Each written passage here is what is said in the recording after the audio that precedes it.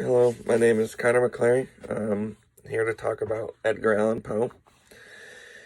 He's a very well-known writer with many different works he was accomplished at a very young age. He lived a very brief and tragic life. He was born on January 19th in 1809 in Boston, Massachusetts.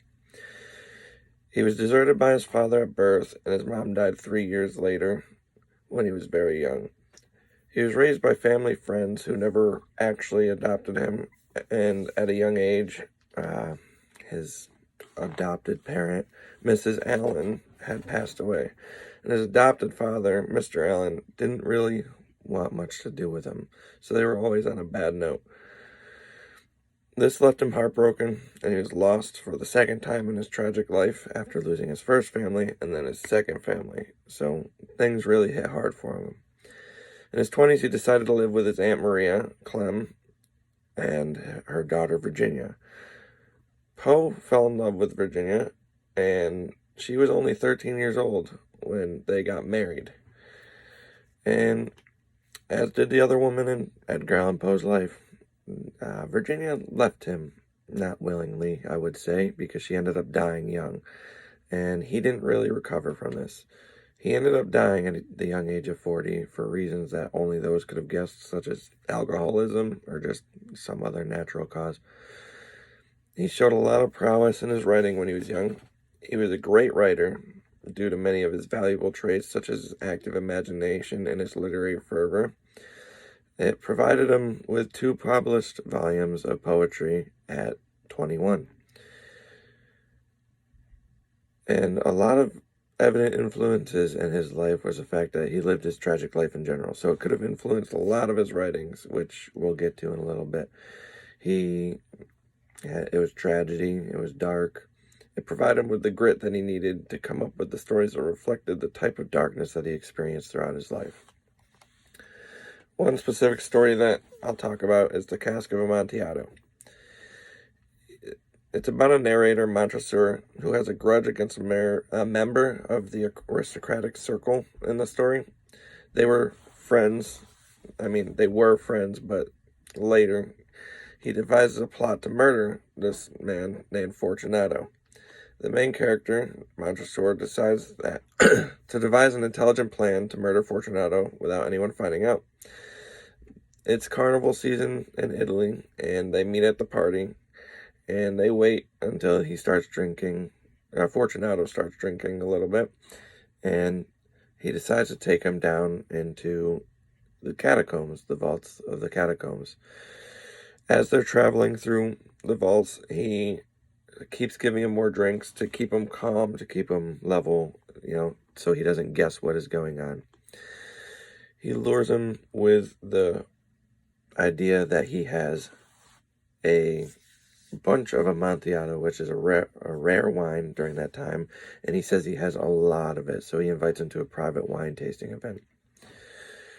They're conversing throughout their journey, and they arrive to a pile of bones with a trowel mixed into it, and Montresor pulls it out, and he follows Fortunato to a hole in a wall. He says that the mine is in the wall. Fortunato gets in the wall, and he ends up getting chained by Montresor, who ends up proving that he is a mason, and he ends up breaking him in to the wall slowly. He yells for help. It doesn't work. Montresor tells him they're too deep for anyone to hear, and he kind of gets uneasy through his yelling. Montresor feels a little guilty about this. Fortunato tries to play it off as if it's a nice joke that they'll both get over sooner or later, but Montresor finally just blocks the opening completely, and he hears him yell one last time and just gets this really guilty feeling about it. But it turns out, 50 years later, that Montresor still checks in, and the body is still there undiscovered. Now, with this, he has other works that are similar, such as his poem, The Raven. It's very popular because even though they're different writings, they have similar themes, and their style of writing is the same because they're dark, they're lonely stories, they're just about something tragic. He achieved a lot of success with both of the writings, and he's very descriptive in each writing. For The Cask, it's about a dark, deep, and damp catacomb, and for The Raven, it's a haunted, dark mansion, and that provides suspense. And usually, large buildings such as that are lonely. The Telltale Heart is another similar story because it is about a murder plot. Well, a murder plot that has already taken place, which is dark, it's tragic, it's gritty. And he is guilt-ridden in this story, the main character. They have similar plots almost, and the theme of murder is sitting in both of these stories, obviously, like very obvious. For The Cask, his themes, murder, darkness, loneliness, specifically murder, it's clearly stated throughout the story because he talks about his plot to murder Fortunato. The dark and lonely theme is kind of implied just because of the setting. The setting takes place in the Italian carnival where they meet, but it ends in the catacombs underground. The catacombs play an integral part to the story because it was foretold to end and take place in this area because of his plot. Main character, I don't think he would have succeeded if the plot would have been, or the setting would have been different. I feel like the plot would have fallen through. It wouldn't have been as successful with the themes that I have provided. For the plot structure, the exposition, background information is spoken about in the first 4 paragraphs. It's about seeking revenge over Montresor, seeking revenge over Fortunato for his wrongdoings, getting revenge. The rising action is him leading Fortunato through the catacombs. The climax is when he ultimately finally achieves his goal of murdering Fortunato and leaving him behind a wall alone.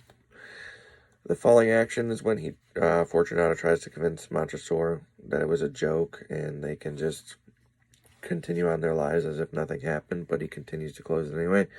And the resolution is when we find out that Montresor places the last brick and tells us that no one has found the remains, and it's 50 years later. A significant quote I found was, "Indeed, it is very damp." There's more to it, but that's just that's the main part of the quote that was memorable. It's on page 8, and it's significant because it helps reinforce the theme of darkness, loneliness, and it's because of the setting. Another quote is, "These vaults are extensive," and it's Fortunato kind of speaking with unease, like he doesn't know what's going to happen. He's worried. Kind of dramatic irony because we know why they're down there. Reinforces the murder plot, and it really kind of just makes the story darker because we know what's happening. They're having a good time, but it ends the way that it ends. For special topics, the story talks about a friendship that's turned bad, and it's so bad that one man plots to murder his friend for vengeance because of it. This is a social conflict, so it would apply to the Marxism school of literary theory that we've discussed in class.